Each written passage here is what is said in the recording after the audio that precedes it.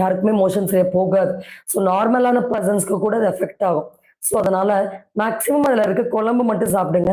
அதுல இருக்க பீஸ வந்து கன்சியூம் பண்ணாதீங்க. இப்படியே மோஷன் சிக்னஸ் தொடர்ந்து அதிகமாக ஃபேட்டி லிவர் ப்ராப்ளம் வந்துரும். ஸோ இப்ப லிவர்ல ப்ராப்ளம் வந்தாலே நமக்கு நெறைய உபாதைகள்.